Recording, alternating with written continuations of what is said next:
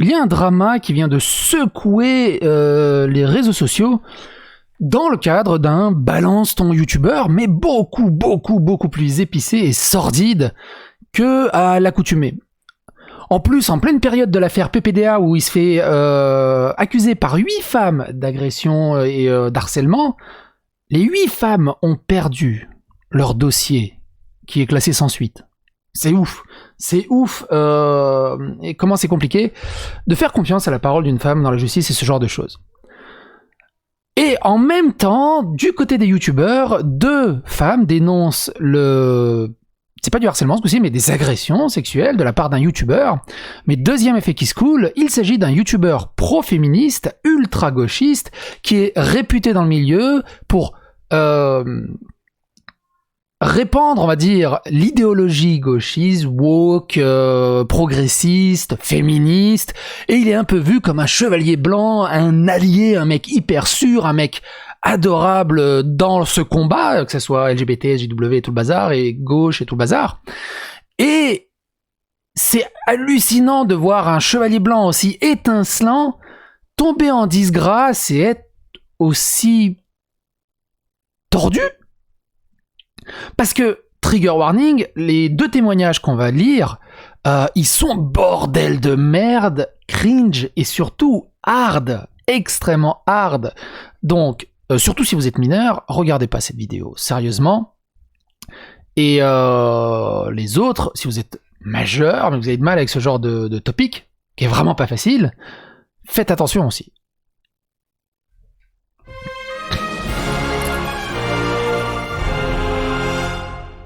Ça commence par ce tweet qui dit « Votre pote El Famoso youtubeur gauchiste et déconstruit plus féministe que la plus féministe de tes copines, j'ai envie qu'il disparaisse du paysage du YouTube game. Jamais faire confiance à un homme, surtout quand il parle de féminisme.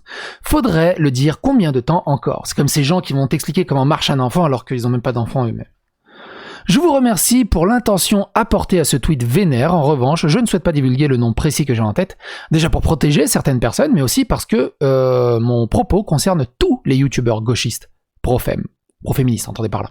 Il ne va pas mieux que les autres, le rapport de domination existe, on doit arrêter de les saucer. Suivez des meufs plutôt. DM pour le nom, ça aurait été avec plaisir, mais ils ne sont pas ouverts, on parle du Bouzeux Magazine. Et tout le monde parle du Bouzeux Magazine. On peut le voir dans les témoignages qui sont anonymes. Un qui est un peu moins anonyme et tu fais vite fait la relation avec le Bouzeux Magazine. Et le Bouzeux Magazine, le nom circule partout. On n'a aucune preuve tangible que c'est lui. Il n'y a rien de véridique qui nous prouve que c'est lui.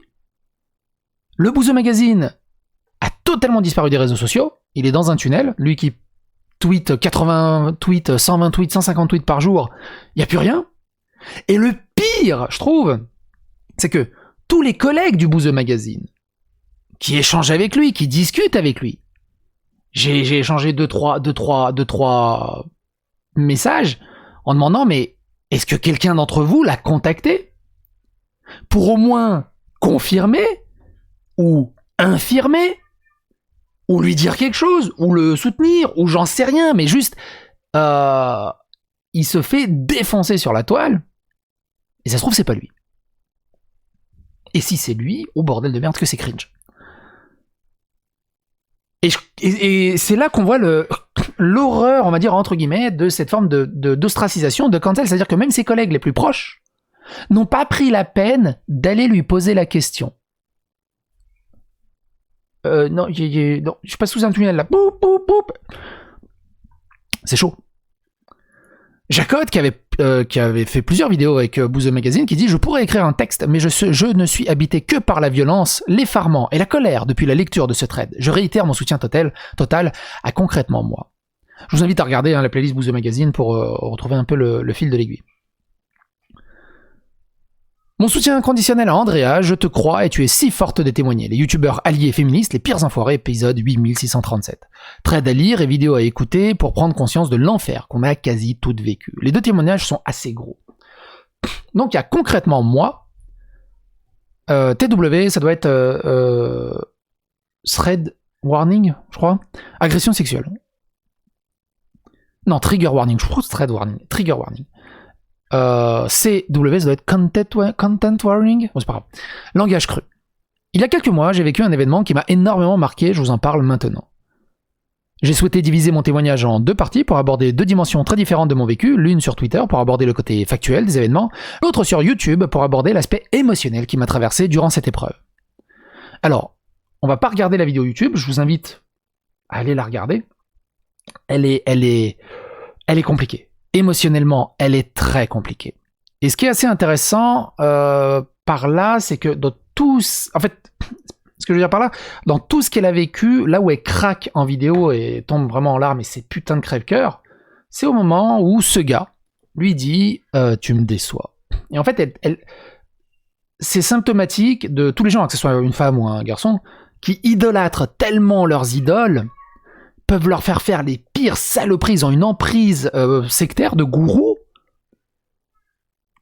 et ils sont prêts à tout, et ils savent que c'est pas bien, mais ils sont tellement en idolation pour pas le décevoir. Et quand il lui dit ça, elle craque. Et son témoignage est extrêmement douloureux, mais intéressant de ce côté-là. Parce que ça arrive à tellement de monde, et c'est arrivé à tellement de monde. Et c'est très très très très très compliqué de sortir de ce cercle vicieux une fois qu'on est happé sous l'emprise de quelqu'un, en fait. D'un pervers narcissique ou d'un harceleur en puissance ou de ce genre de choses. C'est très compliqué. Surtout si en plus c'est ton idole. C'est pour ça que tu peux jamais juger « Ah, elle aurait dû faire ça, ah, elle aurait dû faire ça, mais pourquoi elle n'a pas fait ça ?» Vous n'êtes pas à sa place et c'est très compliqué de se mettre à sa place. Tant que tu l'as pas vécu, ce genre de truc, tu peux pas comprendre quelque part. J'avais un tout petit peu étudié la question quand j'étais en fac il y a très longtemps. J'ai fait un peu de sociologie, un peu de psychologie, un peu de...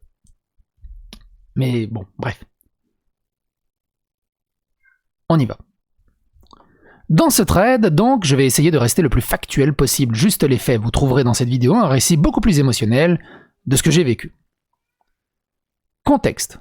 Vous le voyez bien ? Vous le voyez bien. On va zoomer même un petit peu, ce sera plus agréable pour vous. Voilà. Contexte. Mon agresseur est un YouTuber qui a une certaine notoriété aussi. Par mesure de protection, je fais le choix de ne pas le nommer durant ce thread. Je l'appellerai donc Truc. Je fais prévisionner ma vidéo à plusieurs personnes, certaines étaient sûres d'avoir trouvé le nom de mon agresseur, mais elles s'étaient trompées. Je ne souhaite pas entrer dans un jeu du qui est-ce. Si je tais son identité, c'est pour me protéger. Et c'est ça le truc, c'est que y a rien qui confirme que ce soit le bouseux.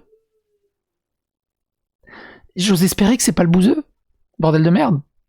Il y a un minimum de respect pour lui, et ça me la fout très très mal. Vraiment.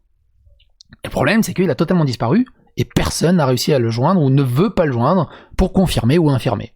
Et je trouve ça hyper cringe.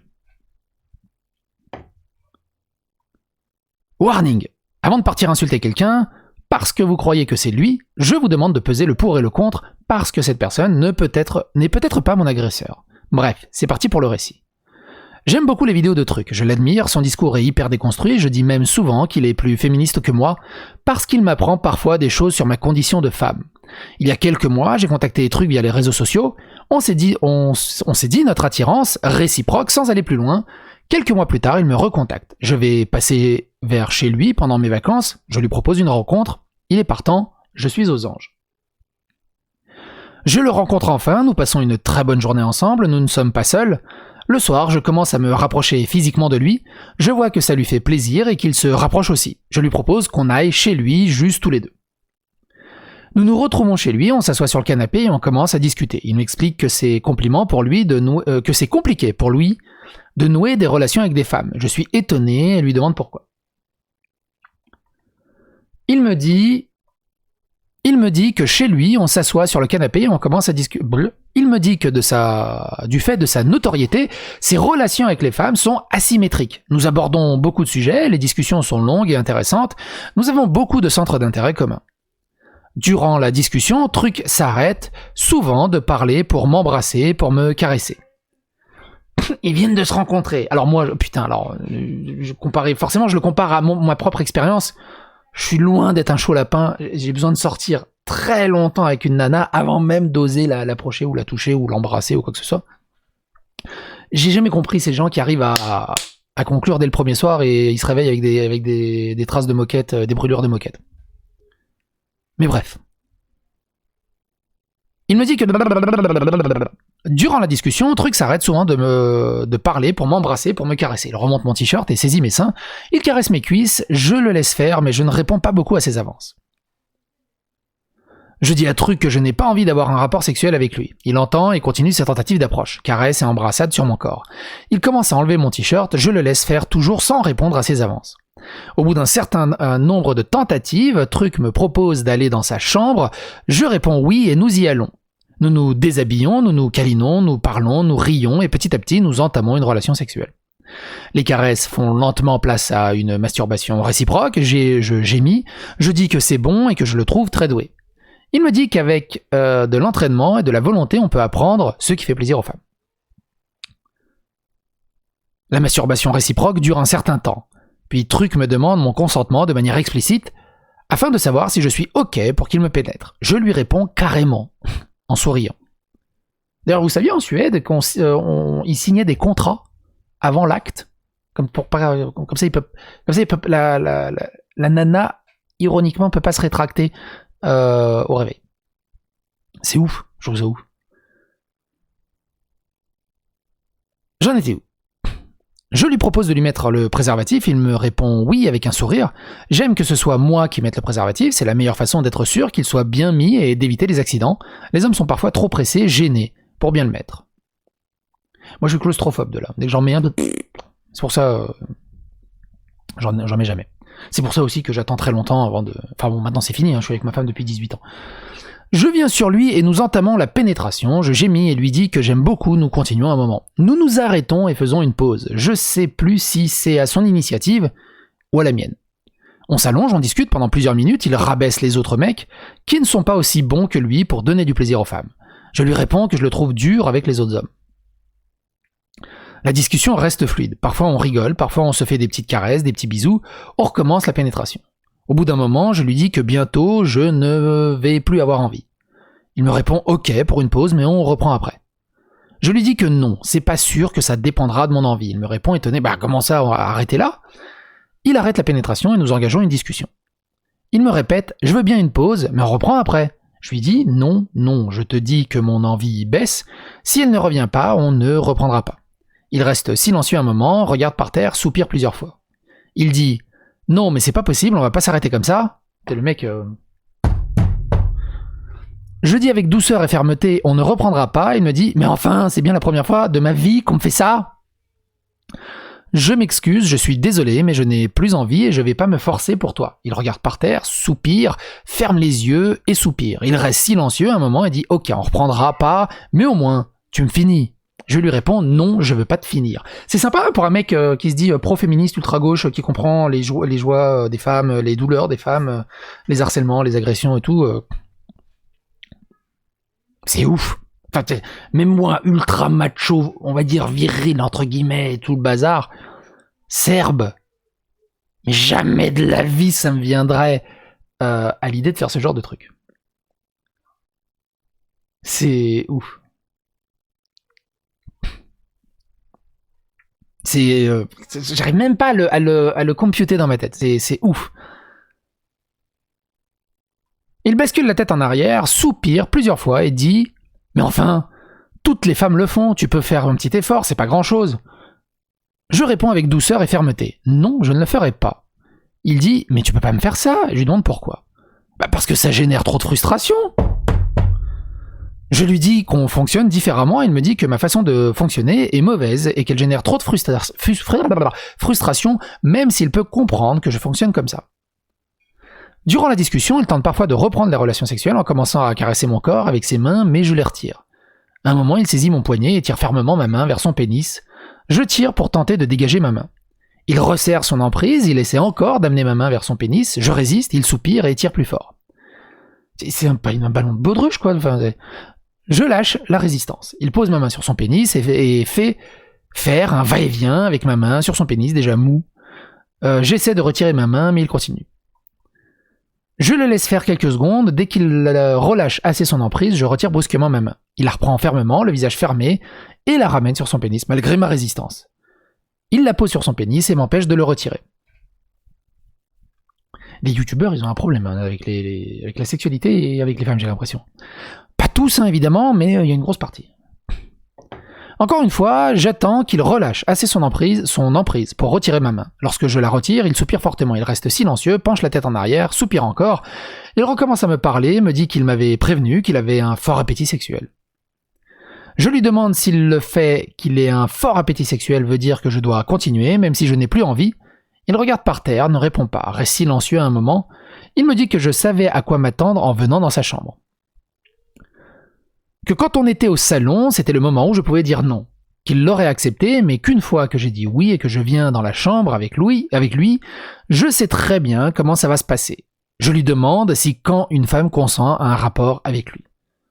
D'ailleurs, j'ai oublié de le dire, très important, bordel de merde. Il y a trop d'allégations qui vont vers le bouseux, il y a trop de jugements ultra hâtifs sans aucune preuve. Le bouseux, si tu regardes cette vidéo,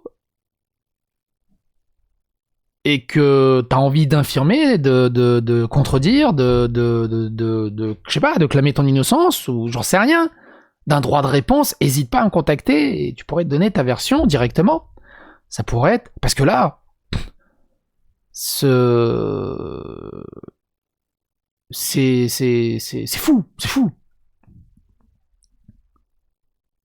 Hésite pas. J'en étais où? Je pourrais dire non, qu'il aurait accepté, mais qu'une fois que je dis oui et que je viens dans la chambre avec lui, je sais très bien comment ça va se passer. Je lui demande si quand une femme consent à un rapport avec lui, cela veut dire qu'elle doit continuer jusqu'à ce qu'il ait son orgasme. Il reste silencieux et ne répond pas tout de suite. Il me dit que tout le monde fait comme ça. Il me dit que ça se termine quand les deux ont un orgasme, pas juste l'homme.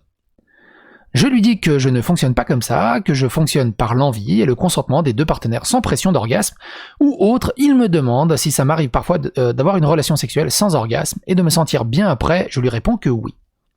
Pendant toutes ces discussions, il tente parfois de reprendre une relation en caressant mon corps, mais j'enlève ses mains. Il me dit qu'il est très déçu par moi. Je baisse les yeux et reste silencieuse. Il me dit qu'on n'est pas compatible et il ne veut plus me revoir.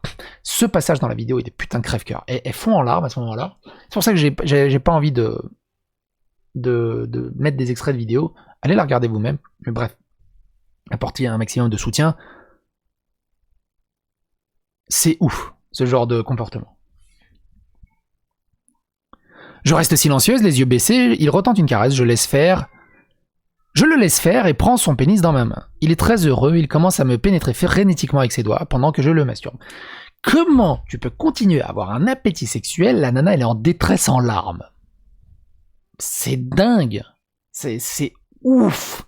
Enfin, je sais pas, normalement, ça devrait faire débander n'importe qui. Ou au moins couper l'envie. Enfin, j'en sais rien. Non, lui, il est comme ça. Tiens, ma bite. Tiens, je t'essuie les larmes avec ma bite. Vas-y, continue. Quoi?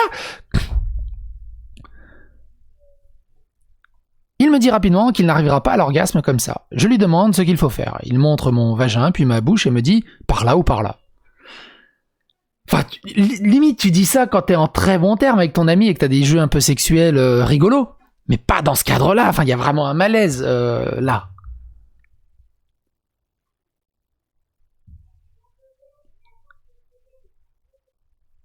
Je lui dis que c'est la masturbation ou rien, et que s'il ne veut pas, j'arrête là. Il me dit « c'est bon, ça va ». C'est ouf. Au bout de 10 secondes, il arrose abondamment ma poitrine, il soupire, c'est Peter North le mec, il soupire en souriant et va chercher des mouchoirs. Il m'aide à m'essuyer, puis vient dans mes bras, il me fait des bisous et des caresses tendres, je ne dis rien, je ne fais rien. Je m'assois et je dis que je ne me sens pas bien, il ouvre de grands yeux et me demande ce qui se passe, je dis « je viens de faire quelque chose que je ne voulais pas faire ». Il baisse les yeux et soupire. Il me dit « qu'est-ce que j'aurais pu faire autrement ?» Je lui réponds « tu aurais pu entendre mon non-consentement » et ne pas insister. Il me dit que c'est moi qui ai fait quelque chose de pas normal, je ne réponds pas. Ce qui est fou, c'est que ça vient de la part d'un gars de gauche, pro-féministe et tout le bazar, alors que des gens comme moi se font... je ris jaune, se font insulter de virilistes, de machistes et tout, alors que il y aurait 1000 fois plus de respect. Et on balance juste une blague sur un créneau et un bocal qu'on n'arrive pas à ouvrir et puis basta. C'est ouf. de tomber dans les bras d'un mec comme ça. Et même au-delà de ça, qu'un mec comme ça puisse exister. C'est dingue. Je trouve ça dingue. Et en plus, c'est un youtubeur. Et on sait pas qui c'est. Parce que ça se trouve, il y a des gens qui sont abonnés à lui, qui kiffent son contenu. Et on sait pas qui c'est. C'est toujours ambivalent. Alors je suis désolé, je fais plein de pauses, mais c'est toujours très ambigu, parce que d'un côté, je comprends l'anonymat pour sauvegarder la personne, aussi bien victime que coupable, on va dire, entre guillemets. Puis au final, on sait pas si cette histoire est vraie aussi, on n'en sait rien. Donc je comprends l'anonymat de l'autre côté. Mais de l'autre côté aussi. Le nombre de youtubeurs qu'on est tous à peu près abonnés à gauche à droite, qui ont des bails très sordides derrière, et que nous on kiffe le contenu, et qu'on l'entretient, et que on lui fait des dons, et que oh t'es trop vertueux, t'es trop sympa, t'es trop gentil, c'est ouf. C'est ouf.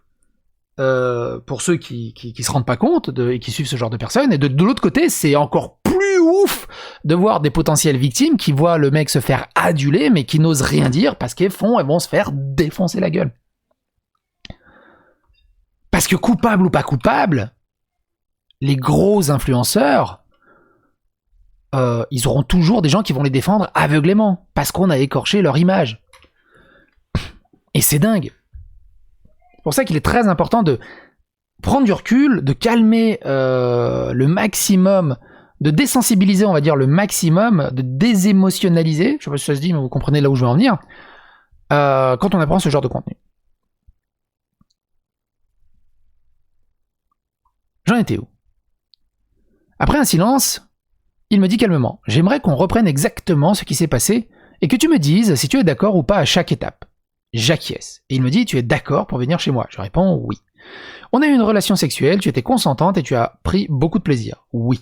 À un moment, tu m'as dit que tu ne voulais pas continuer, j'ai insisté. Oui.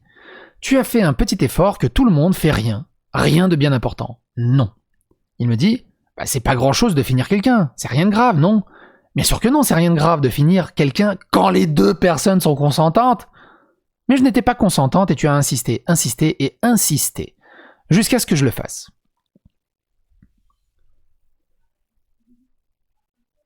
Il se tait, semble réfléchir, je ferme les yeux et reste silencieuse. Après un long silence, il me dit « Je suis désolé ».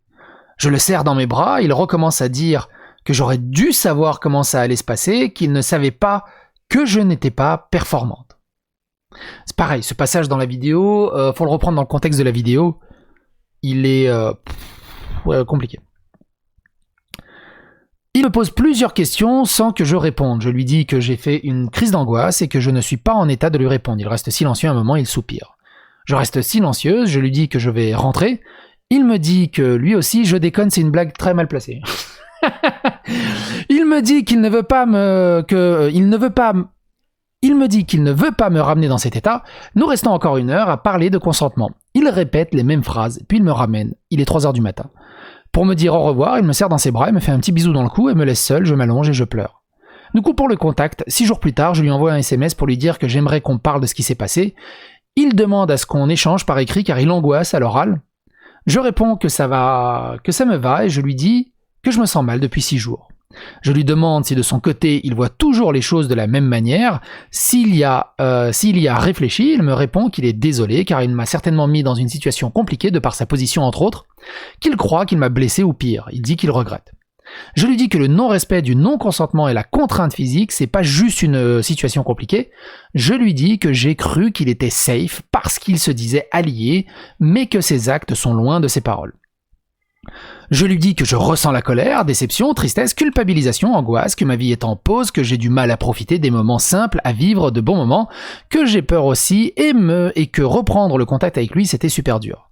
Il me répond qu'apparemment il m'a mise dans une situation bien pire que compliquée, qu'il regrette, que ce que j'ai décrit n'est pas acceptable, qu'il entend que je souffre depuis 6 jours et qu'il ne sait pas quoi faire pour aider. Je lui réponds « Pourquoi tu parles de ce que je décris ? On est d'accord que c'est ce qui s'est passé. » Il me dit qu'il n'a pas à discuter mon ressenti et qu'il aimerait pouvoir aider. Je lui dis « Pourquoi mon ressenti ? On est d'accord que c'est ce qui s'est passé. » Il nie les faits. Il transforme complètement l'histoire en disant que je n'ai jamais exprimé de non-consentement, qu'il n'a jamais insisté ni essayé de me contraindre. Je lui réponds « Très vraiment, t'es vraiment un sacré connard. Nos contacts se sont arrêtés là. Fin du thread. Franck Brusset, de son côté, a tweeté « Violence psychologique, validisme, 3 vidéos à voir, la vidéo témoignage de concrètement moi, son fil actuel, ce fil où Shiny Fennec expose ce qu'elle a subi. » Parce que le mec est aussi l'ex de Shiny Fennec. Shiny Fennec a dit « Faites tourner ce témoignage et la vidéo partout, et je m'engage, Shiny Fennec, justement, à faire tourner ça au maximum de monde, et n'hésitez pas à partager cette histoire autour de vous, à partager cette vidéo, à phagocyter l'algorithme de YouTube. Il faut qu'un max de gens soient au courant. » Le mec qui l'a agressé, c'est mon ex, Chéri Connard. Il faut absolument l'empêcher de nuire et éviter que ça recommence. Ce youtubeur ne doit plus profiter de sa notoriété pour faire du mal aux femmes. Et donc, elle donne aussi son témoignage. Et il est un peu long, mais il faut le lire. Parce que, mine de rien, elle a une sacrée plume. Elle a vraiment une sacrée plume, vous allez voir. Voici mon témoignage, c'est brouillon, j'ai écrit ça d'une traite cette nuit avec mes tripes et mes larmes. Ça me bouffe qu'il ait fait une autre victime. J'espère pas plus, car c'est déjà 2 de trop. Attention, c'est long et violent. Viol, agression sexuelle.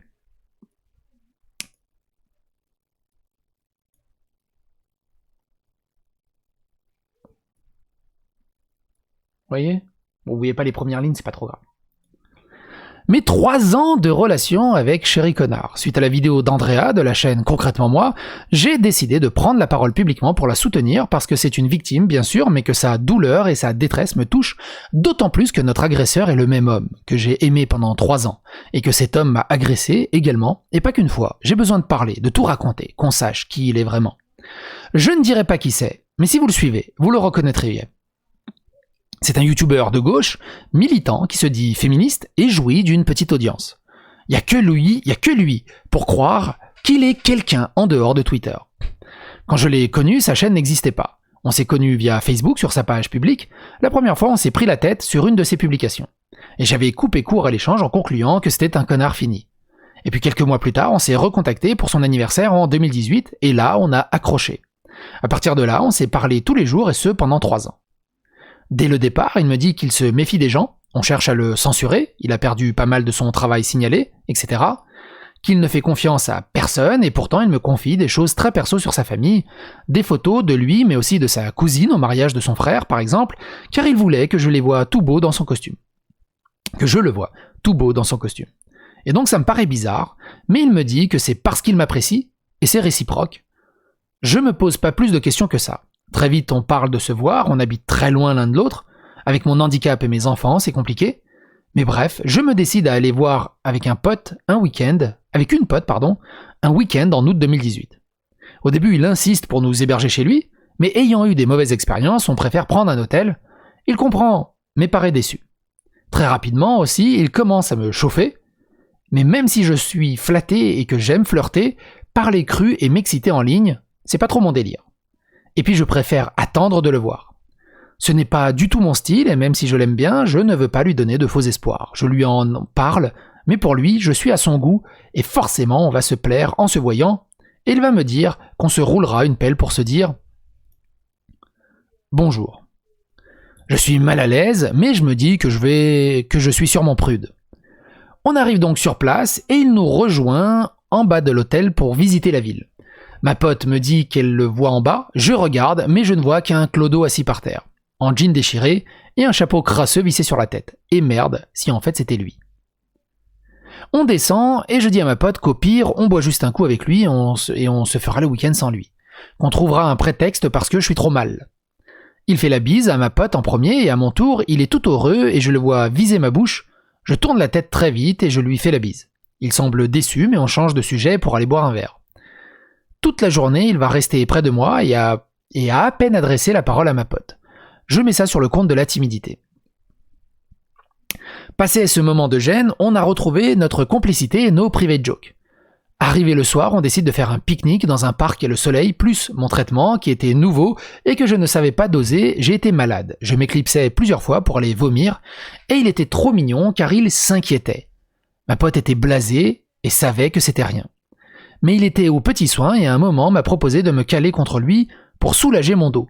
Et de fil en aiguille, contre lui, l'alcool, sa gentillesse, on a fini par s'embrasser. Et ce baiser, ça a été le début de la fin.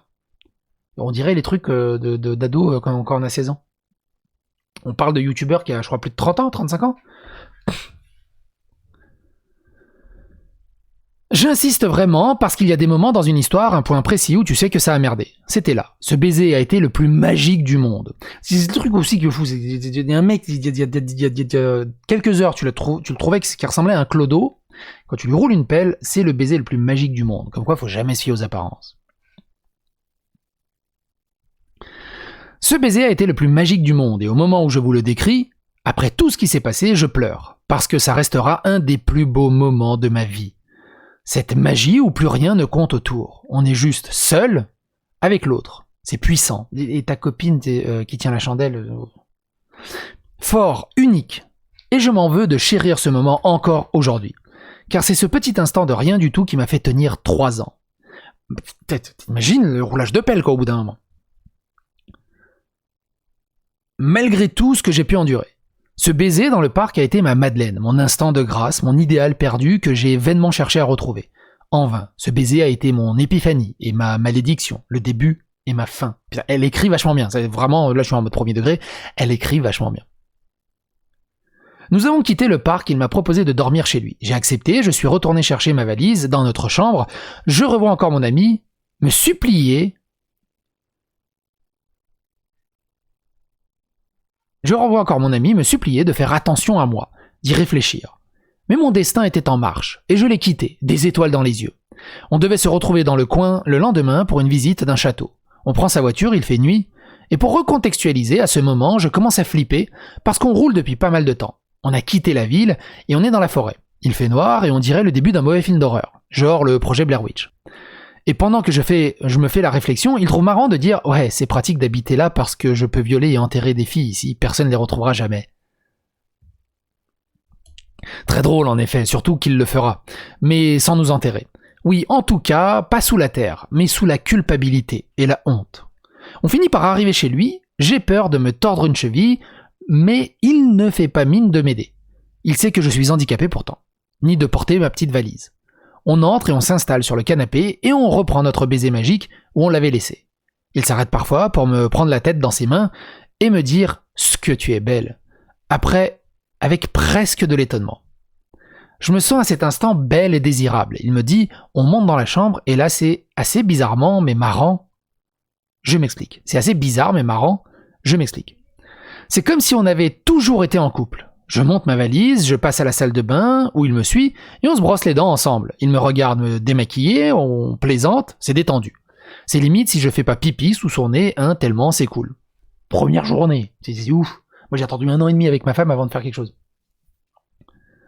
Enfin ma future femme à l'époque. On passe dans la chambre, on fait l'amour donc, et c'est aussi magique que le baiser, même si ça dure un brin longtemps pour moi. On fait des pauses, bien sûr, mais je veux être à la hauteur. On s'endort dans les bras l'un de l'autre. Le mec, c'est Peter North. Le lendemain matin, je souffre le martyre. Désossé. J'ai mes règles avec 1 semaine d'avance. Je pense... En étoile de mer. C'est pas bien, il faut pas rigoler. Je pense que c'est parce que le rapport, quoique bon, avait été, comment dire, assez violent en termes de pénétration, consenti, là je précise toutefois, et que ça a peut-être suffi à me les déclencher. Ça arrive très souvent, ça arrive très très souvent. Bref, je suis en hémorragie et je déguste. On rejoint ma pote, on passe me prendre de quoi me changer, me soulager, et on fait notre programme de visite. Il est charmant, prévenant, même trop, un peu pénible à parler pour moi, ou décider pour moi. En gros, un gros macho. Mais comme c'est un chevalier blanc féministe de gauche, je sais pas. Alors que moi, pour moi, c'est, enfin moi de mon côté, c'est ma femme qui décide de tout. Tiens, ma carte bleue, moi je suis le petit chien derrière qui fait ça. C'est comme ça, j'ai brouillage, elle me parle, j'entends rien, ouais. Puis je passe la journée tranquille et tout se passe bien. J'essaie de détendre un peu l'atmosphère. Mais je me dis qu'il est gentil, alors que c'est pas grave, mais ça gonfle ma pote. Le soir, il nous invite à dîner chez lui, et au moment où je pense repartir avec ma pote, il s'étonne. Ben non, je reste dormir, et il me ramènera à la ville où ma pote passera me prendre pour rentrer à Paris. Je lui précise que je n'aime pas faire l'amour pendant mes règles, qu'en plus j'ai trop mal, il comprend. Il veut juste qu'on fasse des câlins et qu'on dorme ensemble, ce qu'on fera et ce sera top. Le lendemain matin, il ne parle pas. Je ne le sais pas encore, mais je suis en train de vivre pour la première fois le rituel du matin de départ. Et encore là, la veille au soir, c'était fun, comparé aux autres fois où le soir précédent mon départ, on se prendra la tête violemment, et je finirai à chaque fois en larmes, roulé en boule. Je me dis qu'il n'est pas du matin, ce qui est vrai. Pas un mot échangé à tel point que je me demande si j'ai fait quelque chose de mal. Non, me dit-il, il est introverti. Il est introverti, on n'a pas la même définition de l'introvertissement. C'est tout. Il me dépose sur la place où je dois trouver ma copine et c'est tout. J'essaie de l'embrasser, bon, il se laisse faire, mais limite, je le gable. Je lui demande si on va se revoir. Il répond rien. Finalement, me dit peut-être, on verra. Il part et là je verse mes premières larmes, je me sens nul, moche, utilisé. Bon, après je me dis que c'est parce que j'ai mes règles. Je commence à lui trouver des excuses sans m'en rendre compte. Ma pote vient me chercher et je m'apprête à oublier ce que je pense être un one-shot. Et c'est ça le pire. Tu sens l'emprise un peu gourou, c'est vraiment de l'emprise gourou qu'il a sur les nanas. Et même la plus endurcie des féministes et les plus endurcies qui ont ce genre de combat se font complètement matrixer la gueule et ont des réflexes totalement soumises, alors que tout leur combat, c'est justement de combattre ce genre de soumission débile et de chercher des excuses elles-mêmes.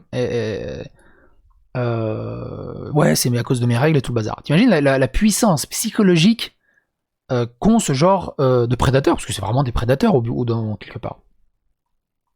Dangereux.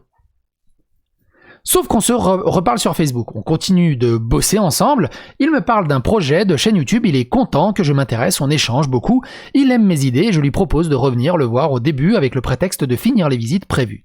Car ayant été malade et fatigué, on n'avait pas tout vu. Il est ravi et me dit qu'on pourrait faire des essais pour la chaîne, car il a des idées pour m'y faire participer. J'y retourne donc une deuxième fois, puis une troisième, et ainsi de suite. À chaque fois, 3-4 jours, toutes les 6 semaines en moyenne, pendant les 2 premières années. La 3e année, on se voyait un mois entier, voire parfois 1 mois et demi, 1 mois sur 2. On a passé le confinement 2 et 3 ensemble dans leur totalité. La dernière année, je vous ai dit ça va être long, mais c'est extrêmement... Enfin, faut le lire dans l'intégralité. La dernière année, moi quoi. On a nos petites habitudes et nos rituels, mais à chaque fois que je pars, j'ai l'impression que c'est la dernière fois qu'on se voit. Je pleure beaucoup et je finis par essayer d'en parler avec lui une veille de départ. Bref, une relation hyper problématiquement toxique. Là, il m'explique qu'il préfère ne pas se considérer en couple avec moi, que la distance et le temps le font souffrir, et que donc c'est sa façon de gérer le truc. Je pleure beaucoup, j'ai l'impression qu'il se fout de moi, mais ça fait quelques mois qu'on est ensemble, je suis amoureuse. Je lui ai dit, et je me demande ce qu'on va faire. Je pense aussi à le quitter, même si je ne m'en sens pas capable, car il a pris une place énorme dans ma vie. Je joue un rôle sur sa chaîne, ça me plaît cette complicité pro-perso, et j'ai peur de tout perdre. Et là il me dit, je vais être honnête avec toi parce que je ne me sens jamais, je ne t'aime pas.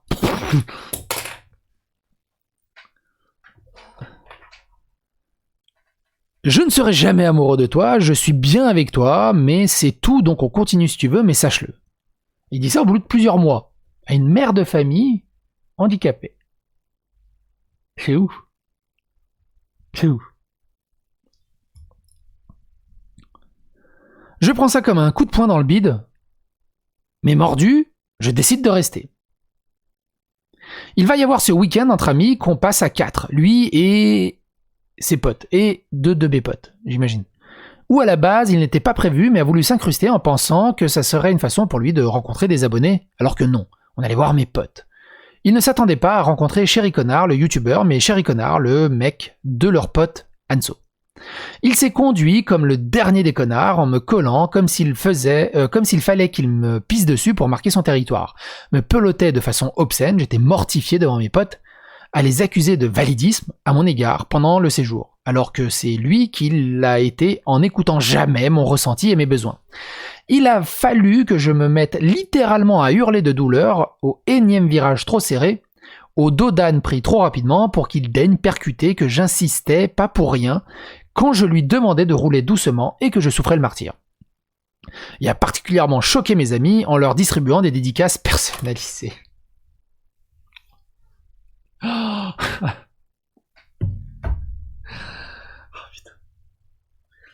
J'en ai vécu un comme ça, c'était une convention, je sais plus de laquelle convention, c'était une petite convention, et il y avait un stand avec un youtubeur où peu de personnes allaient lui rendre visite, et dès qu'il y en a un qui passait dessus, alors tu veux une dédicace, c'est à quel nom la dédicace? Les gars lui disaient, mais je sais même pas qui t'es, lâche-moi.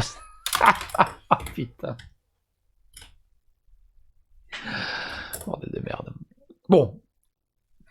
Prédateur sexuel, toxique, mais incroyablement introverti, un mec extrêmement peu confiance en soi, s'il doit peloter sa copine devant d'autres personnes pour dire elle est à moi, elle est à moi.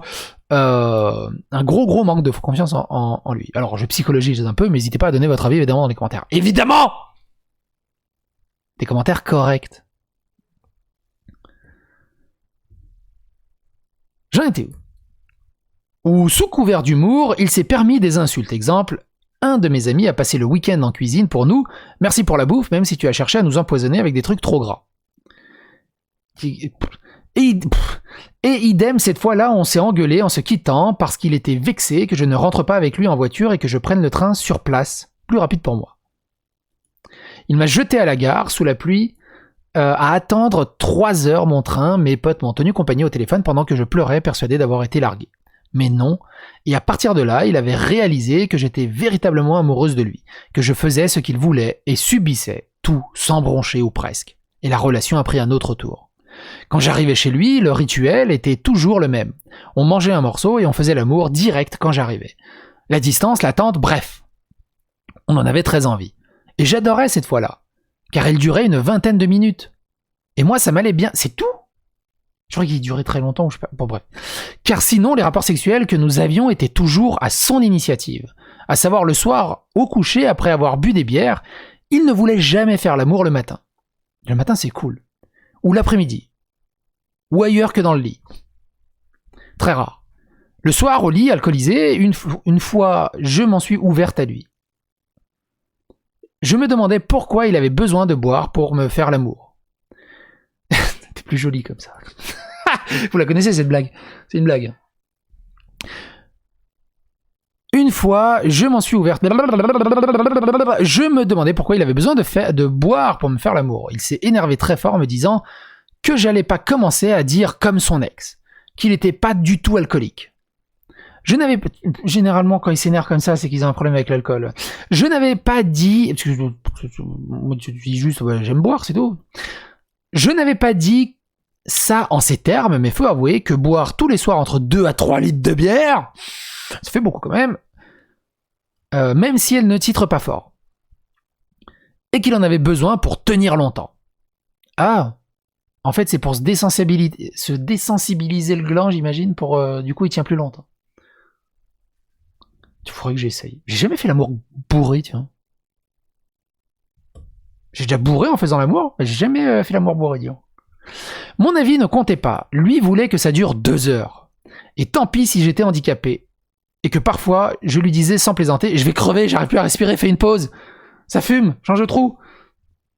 Il arrêtait le temps que j'attrape la bouteille d'eau. C'est fou. Et encore, un autre red flag. Mais j'étais amoureuse. Et on se voyait pas beaucoup. Et il y a eu plusieurs incidents suite à cela. Je vous explique, hein, je vous répète, hein, je rigole pour 2-3 blagues mal placées, on est d'accord? Mais bordel de merde, c'est extrêmement grave. Extrêmement grave. Et ça a duré 3 ans. C'est ouf. Sacré youtubeur. En fait, c'est le deuxième effet qui se coule qui me trigger de ouf. Que ce soit un youtubeur pro-féministe, gauchiste, qui prône toutes ces valeurs de pureté militante et tout ça, c'est ça qui me...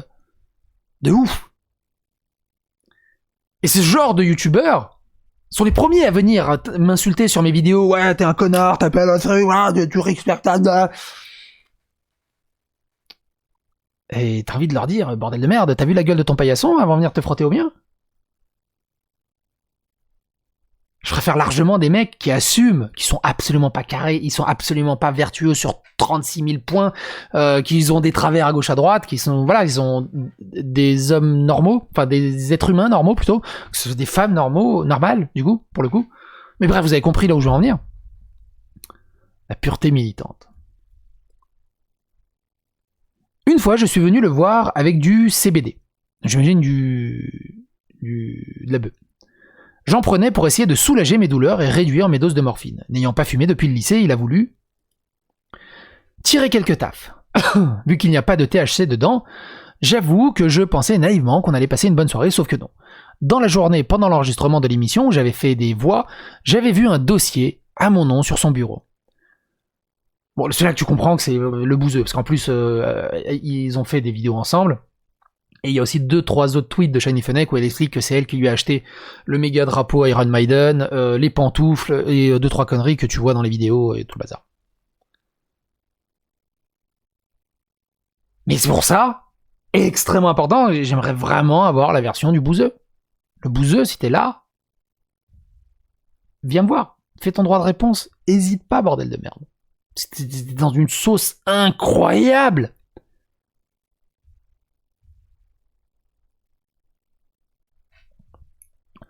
Donc, après notre rapport sexuel... j'en étais où? J'avoue que je pensais naïvement qu'on allait passer une bonne soirée, sauf que non. Dans la journée, pendant l'enregistrement de l'émission où j'avais fait des voix, j'avais vu un dossier à mon nom sur le bureau. Donc après notre rapport sexuel, en fumant une clope, je lui reparle de ça. Il commence par se cacher les yeux et ne me répond plus. Je crois qu'il plaisante, alors je me rapproche de lui pour le taquiner, et là il se met à hurler que je suis comme les autres, comme son ex, que ça me regarde pas, que je lui veux du mal. Je le vois en grande souffrance, donc j'essaie de le prendre dans les bras, et là il me repousse violemment, tout en continuant de me hurler dessus. Et là, mon trauma d'ex-enfant battu, abandon, me déclenche une crise d'angoisse. Je fonds en larmes, je sais absolument pas ce qui m'arrive, juste que je l'ai fâché, qu'il me crie dessus, et je me revois petite fille devant mon père qui hurle, et j'ai peur qu'il me frappe. Je suis en larmes, je lui dis qu'il me fait peur, et je veux pas avoir de lui, je le supplie de me parler. Je suis debout près de la porte, j'ai peur, je ne veux pas dormir avec lui. Et ça le rend encore plus furieux. Et j'ai peur de lui. Je deviens vraiment hystérique et je descends fumer une clope et essayer d'envoyer des SMS à mes potes. Mais bon, pleine nuit et quasi pas de réseau là-bas.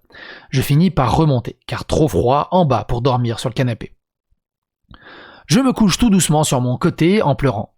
Il ne dort pas, mais ne fera aucun geste envers moi. Le lendemain, je reprends le train en fin d'après-midi. Il n'aura aucune parole ni aucun regard pour moi. De la journée, arrivé à la gare, il ouvre la portière sans me regarder et attend que je descende en regardant ailleurs. Je fonds en larmes, je comprends rien, pas un mot. Je pense que c'est fini. Mais non, il me recontactera plusieurs jours après pour m'expliquer que le CBD l'a fait réagir. Alors qu'il n'y a pas de THC, donc il n'y a pas de... Le CBD sans THC, c'est un peu comme le panaché, c'est de la bière sans alcool, quoi. L'a fait réagir... qu'il a des problèmes psy et qu'il a fait une crise. Alors du coup, pour les spécialistes du CBD et tout le bazar, pour moi, le CBD, ça rend mou ou limite joyeux, ça rend violent. On peut avoir le vin colérique, le CBD colérique, ça existe. Et moi, je gobe, j'accepte. Pire, je me renseigne et j'essaie de parler avec lui pour ne plus revivre ça parce que ça m'a traumatisé. De façon générale, il aimait beaucoup jouer avec mes traumas. Levier très facile pour me manipuler. Dès qu'il était en difficulté, il suffisait de crier un peu ou de m'ignorer, et là je faisais n'importe quoi pour que la situation s'arrange, quitte à m'excuser de choses que j'avais pas faites. Tout pour retrouver la magie du baiser originel. Et m'ignorer était sa punition favorite. Il avait toujours une bonne excuse, bien sûr, mais dans le fond c'était ça. Ça lui a bien servi quand il m'a trompé virtuellement, avec une des mutues féministes, et il est très con, chéri connard, hein, de pas s'être douté qu'on allait se parler. Il lui racontait les problèmes qu'il avait avec sa meuf, avec laquelle il était dans une relation de polyamour, un peu spéciale, vu que lui l'était, mais pas elle. La fille en question a trouvé ça chelou, l'a fait parler, il était prisonnier dans une relation étouffante avec une Andy, et avait tellement pitié d'elle qu'il ne se voyait pas de la quitter. Lui, son unique rayon de soleil dans sa vie de merde. Oui, j'ai vu les screens ensuite, il a vraiment dit ça.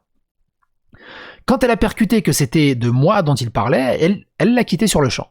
On l'a confronté toutes les deux quelques mois plus tard, mais j'étais dévasté, je l'ai quitté. Mais il a si bien manœuvré, c'était que virtuel, je te jure, je l'ai jamais vu, c'était juste des sextos, des nudes, elle compte pas pour moi, à en dire les pires horreurs. Mon côté féministe aurait dû m'alerter, mais là encore, l'amour rend con. Il me disait ce que je voulais entendre. Si ce qu'on vit c'est de l'amour, alors je t'aime. Je me disais qu'il était enfin tombé amoureux de moi, qu'on s'est remis ensemble 2 mois plus tard et que j'ai pardonné, en remettant tout de même, les points sur les i. Car il m'avait dit aussi, oui, mais c'est de ta faute aussi, tu n'as pas été assez clair sur tes limites, alors bon, moi j'ai cru que je pouvais. Suite à cela, j'avais très peur que ça recommence, donc j'ai essayé d'être la copine parfaite. Je ne faisais pas ce qu'il voulait, je devançais ses désirs. Il se prenait une shitstorm sur Twitter et m'envoyait juste le tweet. J'allais le défendre de suite, même quand je savais que c'était limite et qu'il était en tort, parce qu'il était tout seul le pauvre. Il me le répétait suffisamment, et moi je l'aimais. Je devais être là. Je devais tenir ma promesse. Oui, car un soir, on regardait Le Sixième Sens. Il y a cette scène où la femme pleure et lui croit que c'est parce qu'il la néglige un peu. On se doute pas, vu qu'il est mort. Qu'elle pleure sa perte. Ouais, tant pis pour le spoil, rien à battre. À ce moment, Chéri Connard se met à pleurer. Me prend la tête dans ses mains, me redit qu'il a de la chance d'être avec moi parce que je suis jolie et me dit pardon de t'aimer aussi mal. Oh, c'est mignon. Il est bourré, mais je me dis que bon, il y a forcément toujours un peu de vérité et qu'il ne se confie que très peu, toujours alcoolisé. En fait, il a un gros problème d'alcool. Que c'est dur pour lui et que je dois être reconnaissant qu'il s'ouvre ainsi. Je le rassure alors que merde, oui, tu m'aimes trop mal et on a une putain de relation toxique qui tourne autour de ton nombril.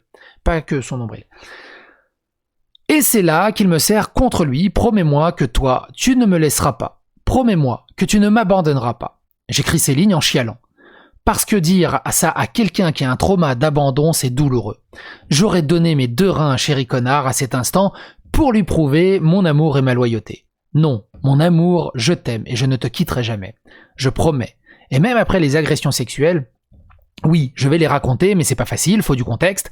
Même après sa rupture hyper violente de juillet dernier, même là, j'ai culpabilisé de l'avoir abandonné, alors que cyniquement, il s'en battait les avant-bras avec des porte-fenêtres. Et nous le verrons plus tard. Je jouais donc à la copine parfaite. Ça passait par faire sexuellement tout ou presque de ce qu'il me demandait. Si vous me suivez, vous avez sans doute dû lire quelques threads où je parle de mes traumas et agressions passées. Dans le lot, il y a aussi celle où je raconte comment mon vieux voisin pédo m'a violé analement avec son doigt quand j'avais 10 ans.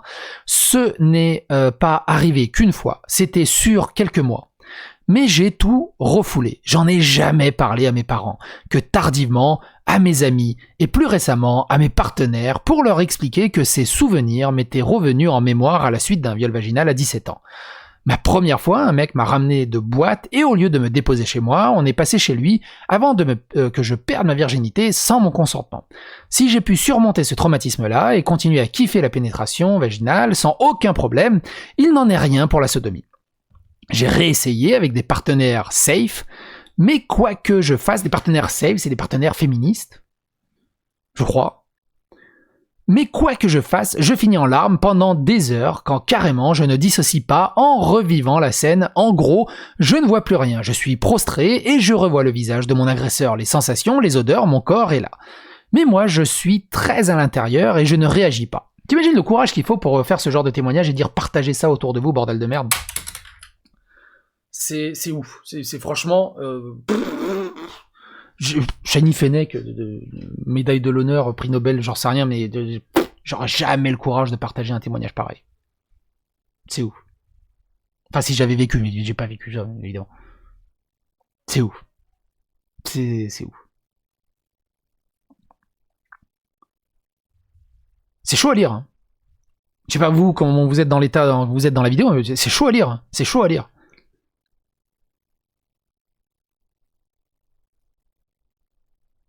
Je vais en parler avec ma femme après, mais c'est chaud à lire.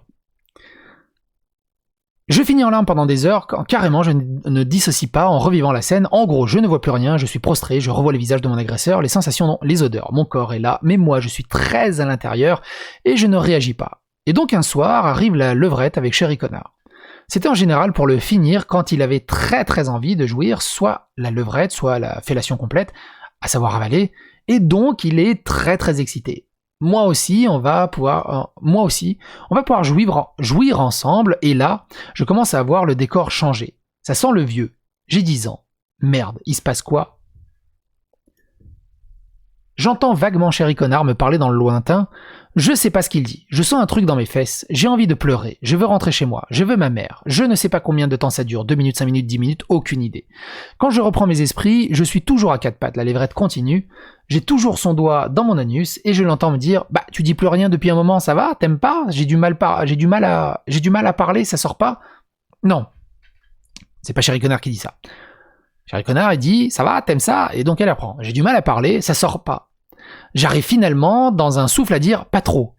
Au bout de ce qui me paraît une éternité, il retire son doigt. Il me dira ensuite qu'il en a mis 2. Mais continue le rapport et finit par jouir. Il roule sur le dos, comblé, et je fonds en larmes. Il a l'air étonné, il comprend pas ce qui se passe. Mais il s'inquiète pas plus que ça, c'est pas la première fois que je fonds en larmes pendant un rapport, mais j'ai pas envie, ou que je suis stressé, ou qu'il m'a dit un truc méchant avant. Et à part me dire de me prendre parce que c'est pas très agréable de faire l'amour à une fille qui pleure, je n'ai pas de soutien ou d'empathie. Jamais il m'a expliqué qu'il ne sait pas faire, et que donc je dois apprendre à me consoler toute seule, que rien ne viendrait jamais de lui. Bref, je finis par me calmer et je lui demande de parler de ce qui s'est passé. Clairement, ça l'emmerde. Il vient de jouir, il a juste envie de dormir, et pas que je lui casse les couilles avec mes humeurs de femelle traumatisée. Mais grand prince, il fait mince de m'écouter. La main sur les yeux, signe qu'il est gêné. Il m'écoute lui décrire ce qui vient de se passer pour moi, et après un long silence, il finit par me répondre que bon, ok, il reconnaît qu'il aurait pas dû mettre 2 doigts, sans me demander, vu mon trauma. Que peut-être il s'est un peu laissé emporter. Mais que je suis tellement excitante aussi qu'il n'a pas pu résister. Il aime tellement me prendre, son expression, que je devrais être flatté que je lui plaise autant. Et la pauvre handicapée grosse et complexée le croit. Oui, j'ai de la chance au final. Il me trouve belle et me désire. C'est pas sa faute, c'est moi qui exagère, et je m'excuse. Il m'embrasse et me pardonne.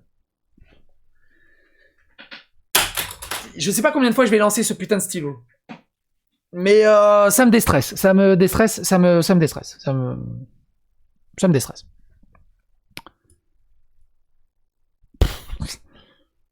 Et encore une fois, hein, tu n'allez pas dire « Ah, la nana, elle aurait dû faire ci, elle aurait dû faire ça, elle aurait dû dire machin, elle aurait dû faire ça, moi j'aurais été ça, moi j'aurais fait ça, blablabla. » C'est pas la faute de la nana. Elle est sous une emprise totale d'un prédateur sexuel. Pervers narcissique. Introverti. Fragile. Loser. Je sais pas. C'est aberrant.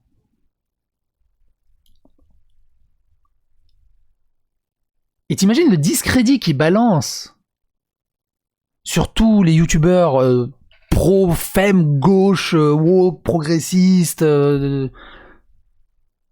c'est ouf. Évidemment, faut pas faire d'amalgame. On est d'accord. Il m'embrasse et me pardonne, et nous nous endormons main dans la main. Un autre viol, parce que oui, il faut utiliser le bon mot, hein, qui m'a marqué est le suivant. Il intervient après une émission qu'il avait écrite pour moi. M'avait-il dit avant que je le relise pour la corriger et traitait de la grossophobie. Mais là, il n'y a plus de doute possible. Bouzeux a fait une vidéo sur la grossophobie. En lisant son... Ou alors c'est un putain de coïncidence. En lisant son texte, je me suis pris dans la tronche et absolument sans y être préparé que Chéri Connard, dans le passé pas si lointain, avait été un bon grossophobe des familles. Et qu'il avait compris à quel point c'était nul avec son ex féministe, qu'il l'avait complètement déconstruit. Attends, c'est lui qui a déconstruit son ex ou j'ai pas compris? Au lit ou... J'ai lu tout ce qu'il pensait sur les corps gros, son dégoût. J'ai beaucoup pleuré. Moi j'aime bien les corps gros. Moi j'aime pas quand les femmes sont trop maigres, ça fait des copeaux. Quand les gros sont un peu en bon point. Tu sais, moi tu caches ton sexe entre 2 bourrelets. On a rigolé pendant 3 semaines. Mais voilà, on est dans un consentement mutuel et on a le même type d'humour. Évidemment, tu fais pas ça avec n'importe qui. On est d'accord. Elle a du mal avec son corps. Et t'apprends que le mec avec qui elle sort depuis 3 ans est dégoûté par les gros. Moi, j'ai rien contre les gros. Je veux dire, j'adore l'humour grossophobe, c'est l'humour grossophobe, hein, parce que j'étais obèse quand j'étais jeune, en primaire. Je marchais pas, je roulais. Mais vraiment, obésité morbide. J'étais aussi large que haut. Et je me suis beaucoup fait agresser, harceler. Enfin bref, les gamins sont très méchants. Et c'est très compliqué. Et du coup, bah, j'ai survécu, on va dire, par cet humour assez acerbe, assez grossier.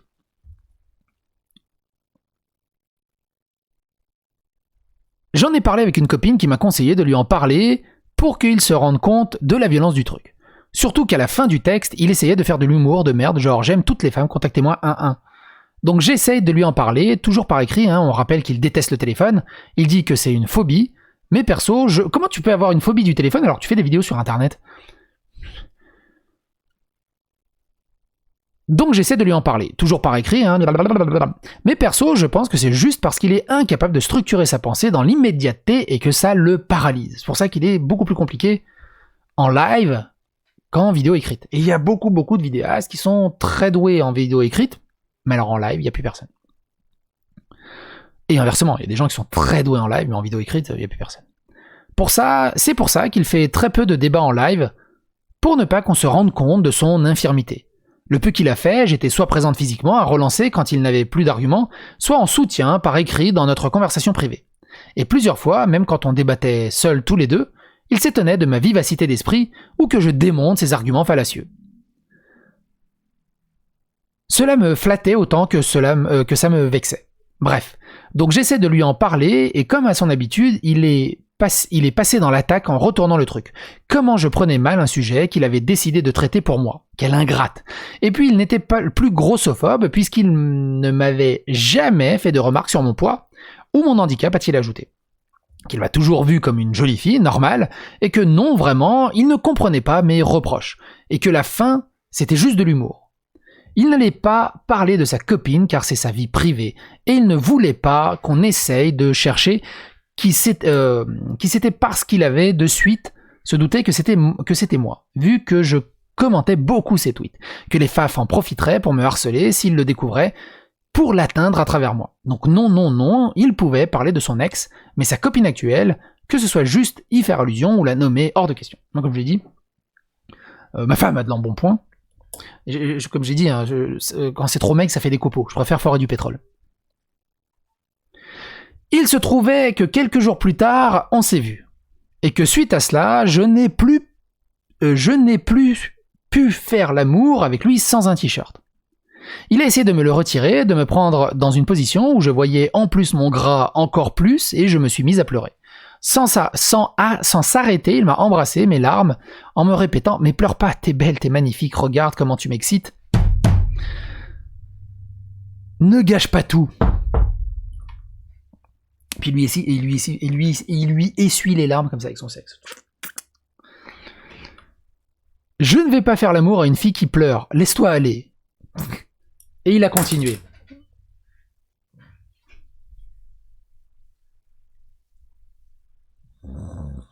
Mais à quel degré de dégueulasserie, de sous-homme, de toxicité, enfin, tu sens que la nana, elle est au bout de sa life, elle est désossée, elle est moralement dans les chaussettes, elle chiale. Et toi, tout ce que t'as à dire, c'est arrête de chialer, ça va me faire débander.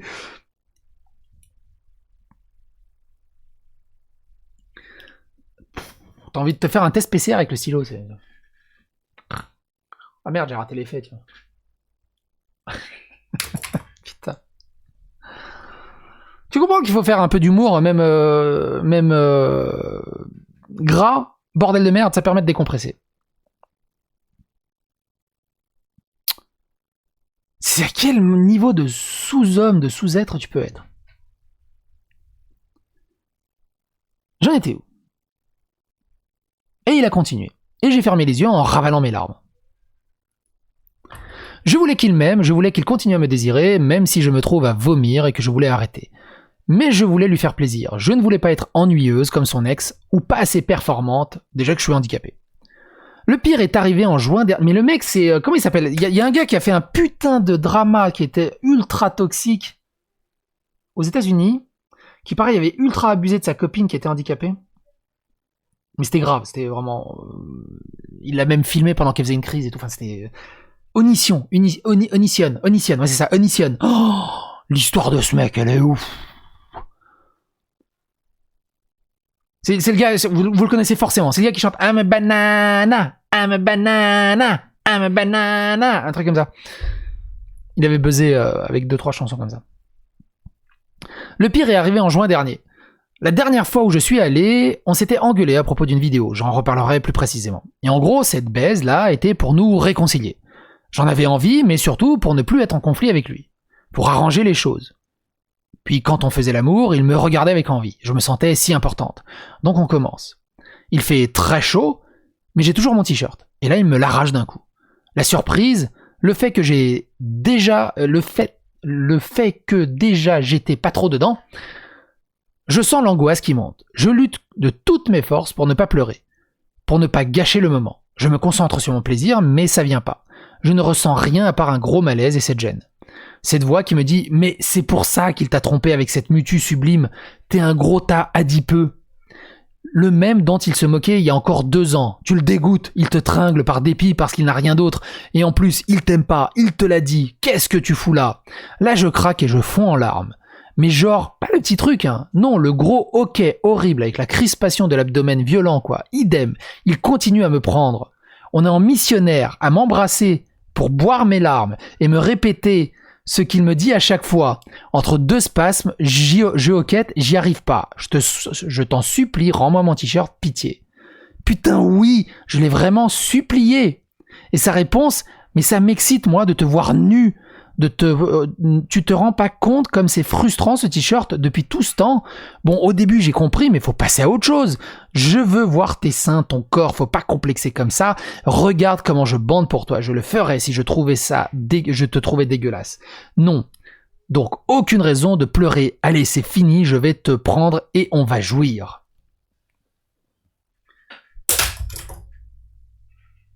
Et il dit ça pendant qu'elle hoquette en étant en larmes.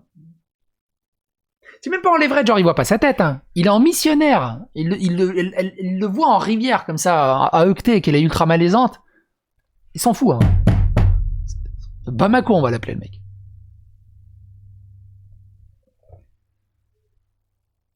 Je crois que de toutes les affaires de drama, et même parlant d'harcèlement et de tout le bazar à gauche à droite qu'on a pu faire sur la chaîne, je crois que c'est la pire, la plus dégueulasse. C'est hallucinant.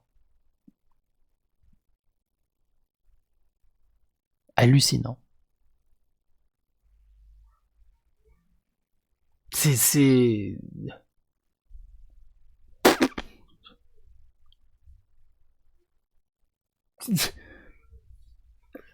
Le truc, c'est qu'est-ce que tu veux faire? Qu'est-ce que tu veux faire? À part apporter du soutien, et apporter votre soutien à Shiny Fennec.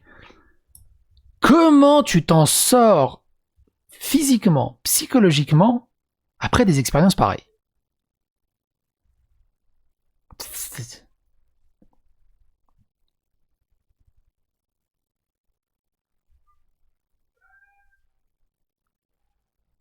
J'ai essayé de prendre sur moi et je me suis laissé faire. Et à la première pause, j'ai renfilé mon t-shirt. À chaque agression, je disais dispute. J'essayais de parler avec lui, je suis dans la communication, j'ai besoin de parler, de comprendre, lui non.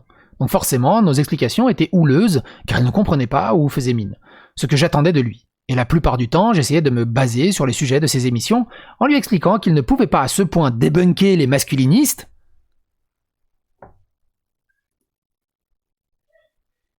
et dans son privé, les comportements qu'il condamnait, comme se comporter en mâle alpha devant mes... J'ai raté un truc, attends, non? Attends. Masculiniste, et dans son privé avoir... c'est ça. Et dans son privé avoir les comportements qu'il condamnait comme se comporter en mâle alpha devant mes potes, en leur montrant que la femelle du groupe était à lui. Chose qu'il faisait aussi à l'extérieur. Chez nous, il était peu tactile ou démonstratif, ou alors quand j'étais occupé à faire à manger, et que non, chérie, là je peux pas t'embrasser sinon la béchamel va coller, et il se vexait.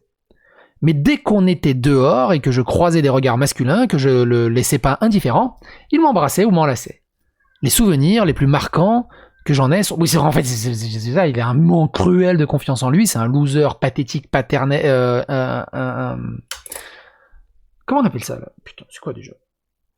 Un incel qui a réussi à avoir une copine en fait. Au supermarché, maintenant j'ai entendu parler qu'on commence à parler de femcel, la version féminine. Au supermarché, quand on attendait à la caisse, j'avais toujours un bisou s'il y avait d'autres hommes dans les parages.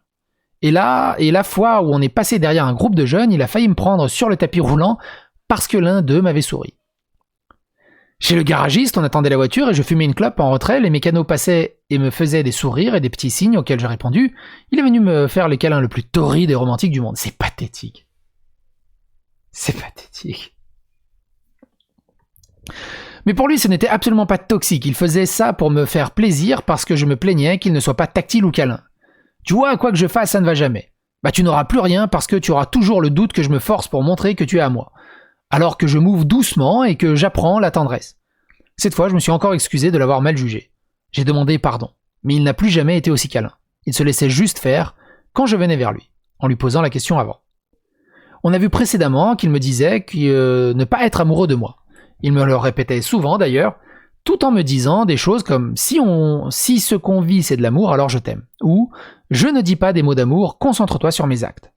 Et des actes, il n'y en avait pas beaucoup, certes. Aucun cadeau en presque 3 ans, pour Noël, Saint-Valentin ou anniversaire. Alors que moi, même sans moyens, je lui envoyais toujours une petite carte ou un cadeau pour marquer le coup.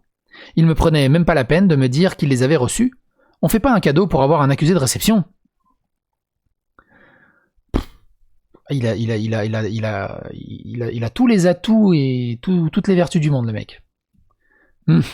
Juste un merci, ça m'aurait fait plaisir, mais bon.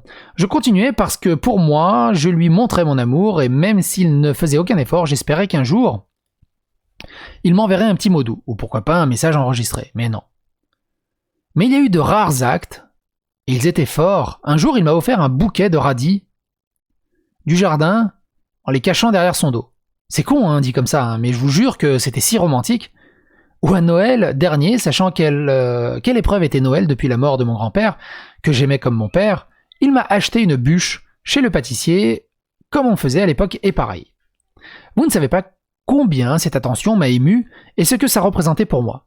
Sauf que le moment a vite été gâché car j'ai posté ça sur Twitter, toute contente, et qu'il me l'a reproché car on allait reconnaître sa cheminée. Toujours rapport au FAF qui allait nous harceler. Sauf que là, j'ai vu rouge, car à ce moment-là, et depuis plusieurs mois, j'étais harcelé pour de bon par des fans d'un autre youtubeur qui m'avait pris en grippe. Ça, c'est moi. Je crois. Et il avait été fort, parce qu'on s'est pas mal accroché avec Shiny Fennec assez violemment. Pour de bon par des fans d'un autre youtubeur qui m'avait pris en grippe. Et il avait été de fort mauvaise foi en m'expliquant que mon harcèlement aurait été 10 fois pire s'ils avaient su qui était mon compagnon. Et que je devais plutôt le remercier d'avoir toujours voulu préserver l'anonymat de notre vie de couple. Il y a eu aussi le passage charmant où j'ai voulu, comme compte assez visible, qu'il parle de mon harcèlement et des autres victimes car je n'étais pas seul. Et il a été particulièrement hautain en me répondant qu'il n'avait pas vocation à défendre tous les comptes random d'abonnés à 3 chiffres qui se faisaient harceler sur Twitter. Que ce n'était pas politiquement pertinent d'en parler et que lui n'y avait aucun intérêt. Putain, mais... Shiny Fennec, si t'étais venu me parler et que tu m'expliquais un peu le contexte de pourquoi t'étais aussi énervé et aussi vindicative sur les messages, sur les 2-3 échanges qu'on avait en MP, bordel de merde, j'aurais été un peu plus compréhensible ou amical.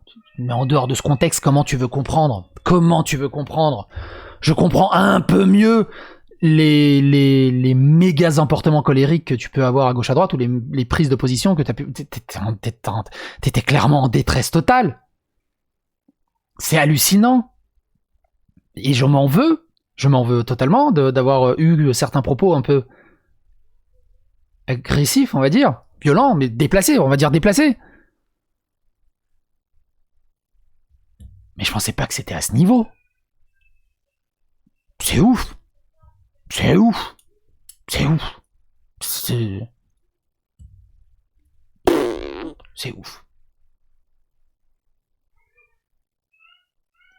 Mais je saisis beaucoup plus de choses. Il y a beaucoup plus de tweets qui remontent contextualisés avec tout ça, je revois un peu le truc. Mais bref, continuons.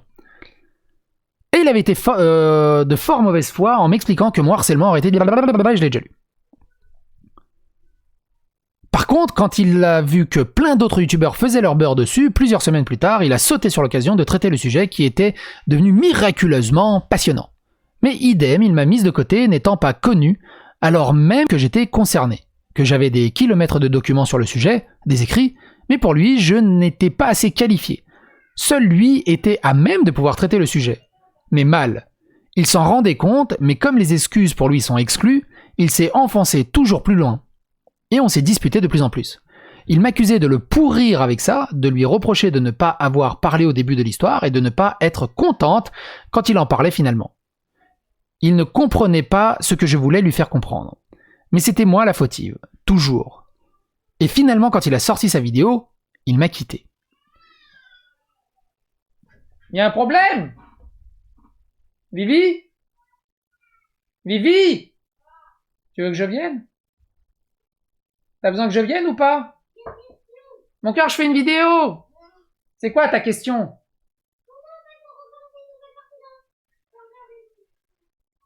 Bah c'est forcément une nouvelle partie que je viens de télécharger. Je veux manger froid, je sais, mais bon, la vidéo, elle est assez folle. Bref, reprenons. Je sais plus où j'en étais. Mais pour lui, je n'étais pas assez qualifié. Il y a 3 chiffres. Ah oui, voilà ça. Donc je l'ai quitté, mais c'était moi la fautive, toujours. Et finalement, quand il a sorti la vidéo, il m'a quitté. Je ne vous raconte pas le truc en détail, tout est dispo sur mon Twitter, juillet 2020, je raconte tout, même quand il m'a insulté en DM parce que j'avais osé partager mon chagrin, même sans le nommer. Arrivé à ce stade du récit, vous devez vous demander où je veux en venir. Quel rapport il peut y avoir avec Andrea ? J'y viens, j'avais juste besoin de tout lâcher, de contextualiser, et c'est pas évident de résumer 3 ans de relation comme ça, surtout en lâchant des scuds hyper graves. J'en oublie sûrement, hein, mais il est quasi 3h30 du matin et j'écris d'une traite depuis presque 3 heures maintenant, sans m'être relu. Et je ne le ferai pas, sinon jamais j'aurai le courage de tout poster. De toute façon, mes potes ont eu le récit détaillé de tout au fur et à mesure, et je les autorise à raconter ce que j'ai oublié, si éventuellement, ils le jugent pertinent. Donc il y a une semaine, pile dimanche dernier en fait, un ami commun me contacte pour me dire qu'une de ses amies a eu des problèmes avec mon ex, que c'est grave. Il ne lui a pas dit qu'il me connaissait, ni que j'étais l'ex de son agresseur, mais que ça serait bien qu'on rentre en contact, j'accepte. Il me donne son arrobase, et la pote chez qui je dormais me voit changer de couleur. Je la connais, cette fille. Je suis son travail car Chéri Connard m'en avait parlé. C'est une youtubeuse qu'il avait essayé de se faire, comme pour l'autre mutu. Il lui avait raconté qu'il était en couple libre et qu'il allait me demander mon avis pour coucher avec elle. En toute logique, je lui avais répondu, en pleurant, hein, parce que ça ne fait jamais plaisir d'entendre que ton mec discute de sexe avec une autre meuf, au point d'avoir envie de la voir pour coucher avec elle. Je ne l'empêcherai pas, mais que s'il voulait vraiment, je le quitterais. Ce soir-là, il a beaucoup crié, me reprochant que je l'empêchais de sociabiliser. What? Alors que moi, j'avais aussi... Je te trompe pas!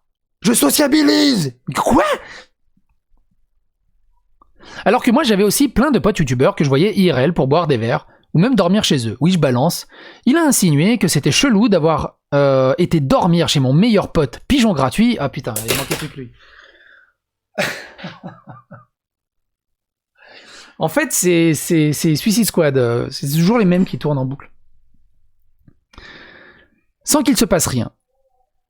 Ou d'aller si souvent boire des pina coladas avec Franck Grusset, parce qu'il devait avoir une idée derrière la tête. Alors que moi, perso, je dis pas à mes potes que j'ai envie de leur sucer la bite. Il est cool, hein, le monde de ces gauchistes, pro-féministes. Il est vraiment cool. C'est un milieu très de niche. C'est un cercle très restreint. C'est le cercle des poètes disparus. Alors que moi, perso, je dis pas à mes potes que j'ai envie de leur sucer la bite.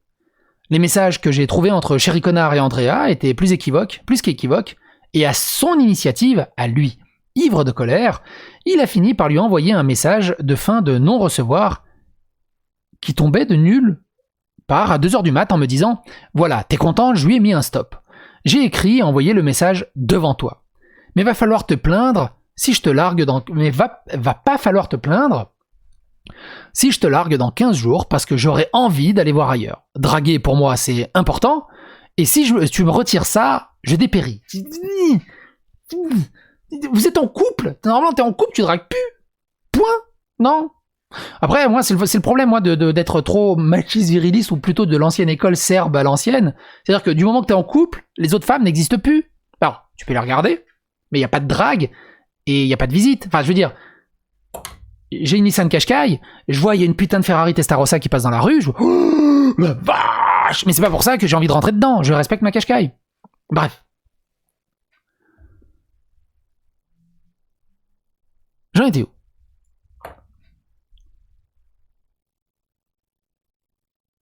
Croyez-le ou non, ça faisait plus de 4 heures qu'on en parlait, il était 2 heures du matin, j'étais à bout, j'ai fini par lui dire en pleurant, d'accord, continue à draguer, mais juste du flirt, hein, dis que tu as une copine, juste ne me trompe pas. Drague mais ne me quitte pas. Pitoyable. Et encore une fois, on peut pas en vouloir à Shiny Fennec d'avoir ce genre de réponse. Elle est complètement sous l'emprise de ce mec. Complètement sous l'emprise. Et elle a plus de prise de décision cohérente. C'est impossible. Et c'est ouf. C'est ouf. Le témoignage est ouf. Il faut qu'un max de nanas qui vivent ça. Et c'est très compliqué, mais qui essaient de trouver un moyen de lâcher. Parce que, mine de rien, je sais que psychologiquement, ça fait beaucoup de bien de coucher ça par écrit, de sortir ça, de garder ça à l'intérieur, c'est très compliqué. Mais faut un courage d'enculé, faut clairement un courage de ouf.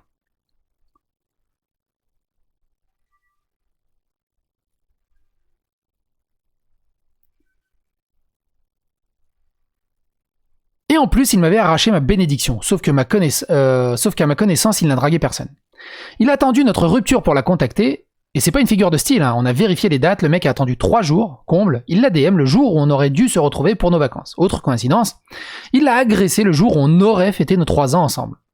Tout ce qu'Andrea décrit, je l'ai visualisé. J'ai vu le regard qu'il a eu, ses attitudes, comment il culpabilise pour arriver à ses fins, pour avoir les gens à l'usure, installer une ambiance si malaisante, qui ferait faire n'importe quoi pour que ça s'arrête, et retrouver le gars gentil qu'il sait être. Je m'en suis tellement voulu de ne pas l'avoir contacté à ce moment-là, pour la prévenir. Je m'en suis voulu de ne pas avoir accepté le call-out public de ma mutu quand on s'est séparés l'année dernière. Je me suis reproché tant de choses qui au final ne sont imputables qu'à Chéri Connard. Car oui, Chéri Connard, c'est à toi que je m'adresse pour finir. Je sais que tu continues à stalker mon compte et que tu vas te douter qu'Andrea et moi on s'est parlé. On n'a fait que ça pendant la semaine écoulée, à se soutenir parce qu'on chialait n'importe quand de colère et de tristesse, de se dire qu'on n'était pas ta seule victime, à en faire des cauchemars toute la nuit. Oui, cette semaine j'ai beaucoup rêvé de toi et te dire si je rêve. J'ai même imaginé que tu viendrais t'excuser de tout le mal que tu nous as fait. Et elle est conne, Anso, de croire encore inconsciemment. Lol. Je sais que tu t'en fous éperdument, que rien ne compte à part ton nombril, et si là tu flippes, c'est juste de ta réputation, de ton nombre d'abonnés, de tes tipeurs. Tu t'en fous d'avoir réveillé nos traumas ou de nous en avoir causé d'autres. Tu as profité de nous. Tu as eu son admiration. Merde, j'en étais où? Et donc elle dit, je précise et je le redis, n'allez pas lui parler ni en DM ni en public. Bloquez-le et faites passer le message. Le but, c'est vraiment de l'empêcher de nuire encore et de mettre à jour l'hypocrisie de ce discours face à ce qu'il est IRL dans son privé. Et donc elle continue. D'un coup, c'est tout petit. Et mon amour, tu as eu sa gentillesse et ma dévotion, tu as eu sa dignité et mon amour propre. Tu as tout piétiné sans jamais te préoccuper de nos ressentis, sans une once d'empathie, mais toujours en brandissant la tienne, dès qu'on essayait de te mettre face à tes incohérences et tes contradictions. Prenant en plus comme excuse tes problèmes psy, comme ultime bouclier pour couper court à toute discussion et justifier l'indéfendable. Mais bon, apparemment, t'es pas le seul. Un de tes potes youtubeurs sceptiques s'en sert aussi pour justifier sa conduite dégueulasse. Même ton maître à penser et idole a des bails sexuels au cul. Oui, je suis au courant de ça aussi. Je sais pas de qui elle parle du coup. Si vous avez des indices, les commentaires sont là. Il va vraiment falloir penser à faire le ménage dans nos rangs, parce que ça suffit les pseudo-camarades alliés féministes qui prêchent la bonne parole et sont infoutus de l'appliquer quand ça concerne leur tub. Shiny Fennec, tu le sais, je suis un gros connard, machiste, viriliste, serbe, je suis pas d'extrême droite, même si tu penses que je suis d'extrême droite, bref, on va le dire, t'as mis ça sur le coup de la colère. Si tu veux venir en discuter, on peut se faire un live, ou même en off, ou même en... Bref. J'ai pas tous les idéaux, on va dire, toutes les vertus moraux, la barrière et la frontière que tu mets hyper haute, mais je suis loin d'être un enculé pareil, quoi. Enfin, je crois que tout le monde n'est pas un enculé pareil, quoi. C'est pas possible. C'est pas possible qu'il y ait deux personnes comme ça. Si, c'est possible. Je peux même pas y penser, en fait.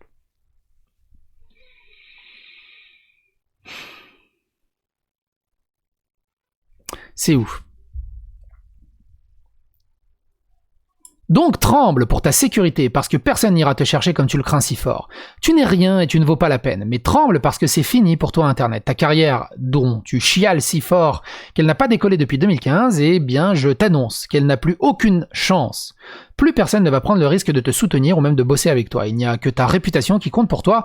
Aujourd'hui, tout le monde sait quelle ordure tu es vraiment. Te rappelles-tu cette nuit où j'ai encore pleuré toutes les larmes de mon corps et je t'avais dit pendant que tu fixais avec dédain mon chagrin ? Te souviens-tu de ce que je t'ai dit ? Un jour, je vais écrire un livre sur ta légende noire et je l'appellerai Ma vie dans l'ombre du bouseux. Tu as ri, tellement persuadé d'être intouchable et à l'abri. Maintenant, c'est nous qui rions. Nota bene, mais pas celui-là. À mes lecteurs, merci de ne pas chercher à le contacter en DM ou en public, il ne vit que pour le buzz qu'il suscite. La meilleure punition, c'est de l'ignorer. Unfollow, bloquez-le. Il ne mérite que notre mépris et notre dégoût. Pour l'empêcher de recommencer. Il faut lui retirer son influence et son audience. À vous de jouer, amis, alliés. Si vous êtes une de ces victimes, n'hésitez pas à nous contacter en DM. Vous n'êtes pas seul. Nous vous croyons. Vous n'êtes pas coupable. On est ensemble. On est là. Et on vous soutient. Je serai fort. Sur mon cœur. Je vous aime. Ensemble, on a la force de déplacer des montagnes et de faire changer la honte de camp. Plus jamais ça. Ni d'oubli, ni de pardon. Sororitairement, Anne-Sophie. Shiny Fennec, le témoignage, il est juste dingue. Je sais pas si t'es arrivé jusqu'à ce moment-là de la vidéo ou si tu m'as insulté pendant 8 heures, mais je t'en retiens pas rigueur. Avec un témoignage comme ça, t'as toute ma compassion. Tu peux t'exciter et m'insulter autant que tu veux, t'as toute ma compassion. Je t'en veux pas. C'est ouf, un témoignage pareil. C'est ouf, des agissements pareils. De la part d'un mec qui se veut hyper vertueux, gauchiste, pro-féministe et tout le bazar. Les commentaires sont là, n'hésitez pas à fagoster l'algorithme de YouTube.